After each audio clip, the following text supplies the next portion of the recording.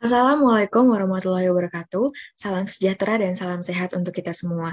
Pada kesempatan kali ini, saya Yisha Aurelia, NIM H441900553, akan mempresentasikan hasil analisis terhadap pengelolaan kegiatan perikanan tangkap di Waduk Cirata dengan kerangka Institutional and Analysis Development atau biasa disingkat dengan IAD. Waduk termasuk ke dalam kategori sumber daya buatan dan bersifat common pool resource, yaitu sumber daya dengan subtractability yang tinggi dan excludability yang rendah. Salah satu waduk terbesar yang ada di Indonesia adalah Waduk Cirata. Keberadaan Waduk Cirata sangat bermanfaat bagi penduduk yang menggantungkan mata pencariannya melalui budidaya ikan ataupun kegiatan perikanan tangkap. Karena termasuk dalam common pool resource, Waduk Cirata bersifat open access. Ini membuat semua pihak merasa memiliki hak untuk memanfaatkan dan melakukan eksploitasi. Oleh karena itu, peraturan kelembagaan ada untuk mengelola kegiatan pemanfaatan sumber daya yang ada pada Waduk Cirata. Rumusan masalah yang akan dikaji lebih jauh adalah yang pertama, bagaimana analisis IAD terhadap pengelolaan kegiatan perikanan tangkap yang ada pada Waduk Cirata. Berikut merupakan atribut-atribut penting IAD. Pertama adalah identifikasi variabel eksogen. Waduk Cirata memiliki luas sebesar kurang lebih 71 juta meter persegi, didirikan tahun 1987 dan mulai berfungsi pada tahun 1988. Waduk berada pada 3 wilayah administrasi, yaitu Kabupaten Cianjur, Bandung, dan Purwakarta. Tahun 2012 tercatat ada 3.150 rumah tangga petani ikan atau nelayan tangkap yang umumnya terbagi menjadi 3 jika ditinjau berdasarkan penggunaan alat tangkapnya. Aturan main atau kelembagaan untuk mengelola kegiatan perikanan tangkap hanya berupa peraturan formal saja.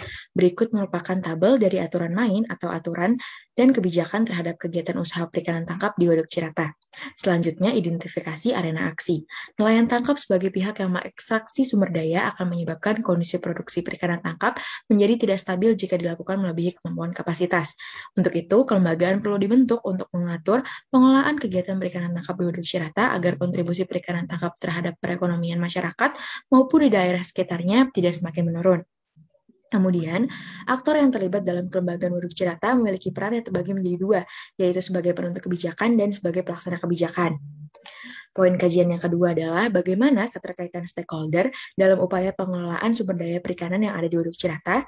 Berikut adalah tabel dari stakeholder analysis yang terbagi berdasarkan kelompok masyarakat, pemerintah, penegak hukum, serta kelompok swasta. Poin kajian yang ketiga adalah apa saja rezim pengelolaan sumber daya yang terdapat dalam pengelolaan kegiatan perikanan tangkap yang ada di Waduk Cirata. Pada umumnya, rezim pengelolaan atau pengelolaan sumber daya alam dan lingkungan terbagi menjadi 2, yaitu pengelolaan SDAL berbasis masyarakat, disingkat PSALBM, dan pengelolaan SDAL berbasis pemerintah, disingkat PSALP. Pada pengelolaan SDAL di Waduk Cirata terdapat keduanya, baik PSALBM maupun PSALP. Pertama, berbasis pemerintah. PSALP merupakan rezim pengelolaan dengan pemerintah sebagai pihak yang memegang kuasa serta wewenang dalam kegiatan pemanfaatan sumber daya.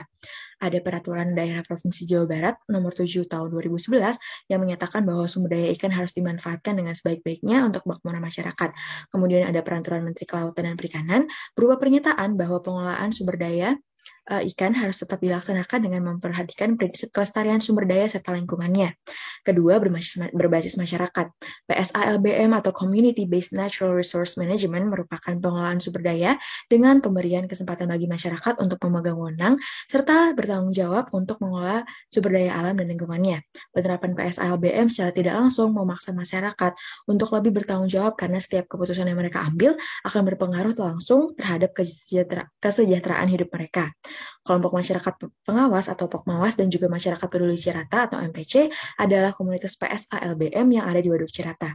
Poin kajian yang ketiga adalah apa sistem komanajemen yang diterapkan dalam kegiatan upaya pengelolaan sumber daya perikanan pada usaha perikanan tangkap di Waduk Cirata. Co-management merupakan integrasi dari PSALP dan PSALBM yang dilakukan dengan pembagian wewenang dan tanggung jawab antara pemerintah dan masyarakat. Ini dibentuk dengan tujuan membentuk tata kelola sumber daya yang lebih tepat, lebih efisien, juga lebih adil dan merata. Co-management yang ada di Waduk Cirata berbentuk koordinasi serta kerjasama yang dilakukan baik oleh pemerintah pusat dengan pemerintah daerah ataupun pemerintah daerah dengan kelompok masyarakat. Yang terakhir adalah implikasi dan rekomendasi. Implikasinya adalah pada kenyataannya kelembagaan yang ada dalam pengelolaan Waduk Cirata ini masih tumpang tindih antara pemerintah pusat atau sektoral dan pemerintah daerah. Potensi sumber daya perikanan di Waduk Cirata juga menjadi berkurang karena adanya degradasi lingkungan akibat peningkatan pemukiman di sekitar wilayah waduk. Perikanan tangkap adalah salah satu tombak bagi kehidupan masyarakat di sekitarnya.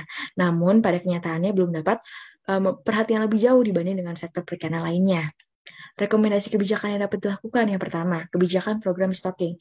Ini perlu dilaksanakan secara rutin dengan pengawasan lebih lanjut untuk menghindari kecurangan dalam penggunaan benih ikan. Lalu yang kedua, kebijakan untuk melakukan sosialisasi mengenai peraturan perikanan tangkap. Ini harus dilakukan secara merata agar aturan yang ada dapat diketahui oleh seluruh stakeholder yang terlibat. Lalu yang ketiga, kebijakan untuk membuat kelembagaan. Ini dilakukan dengan syarat dapat memenuhi kepentingan setiap stakeholder. Lalu yang terakhir, perlu adanya kebijakan non-formal sehingga masyarakat lebih sadar lagi akan pentingnya melestarikan sumber daya perikanan di Waduk Cirata agar dapat terus bermanfaat dalam jangka waktu yang panjang. Berikut adalah daftar pustaka dari berbagai literatur sebagai sumber acuan dalam melakukan analisis. Demikian presentasi saya mengenai analisis kelembagaan terhadap kegiatan usaha perikanan tangkap yang ada pada Waduk Cirata. Kurang lebihnya saya mohon maaf. Wassalamualaikum warahmatullahi wabarakatuh.